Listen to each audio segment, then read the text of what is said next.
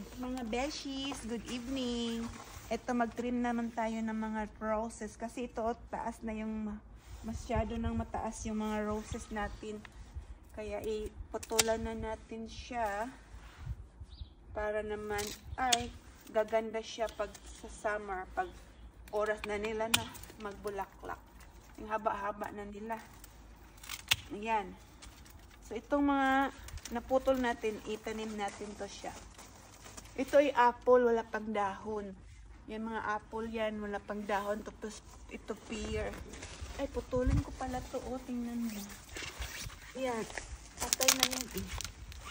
Yan, mga patay na kahoy, mga bulaklak. Kailangan ng i-trim. Para, ito, ano na kaagad siya. Yan. Meron na siyang tubo na bago, sibol. Kaya, parang yan siyang okra ang dahon, pero ang bulaklak ng maganda. Ano po day? Dito lang sa, parang nga po nagpag. Dito lang sa gili. Ayaw po ka. Diyan? Sige. Yan, i-save namin tong mga naputol namin kasi itanim namin uli yan. Kasi mahal ang Ayaw kayo lagi. Upsa. Kay kuan. Ay na! Dili, ito. Mahal ang rosas kasi dapat ganyan siya talaga. So, yan lang. Sana minakaminat niya.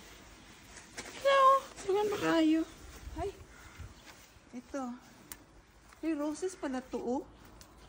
Grabe. Ano kasi ito parang climber? Mahaba. Daming mga kahoy-kahoy. Ay. Ow! Mahagbong gina, Glenn. Mahagbong na. Ayaw pa kumpiyansa. Maano yung mas matamaan yung mata natin ito, no? Tama na. 2 minutes na. Magbabay po ko.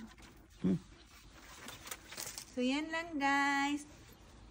Thank you for watching. Bye!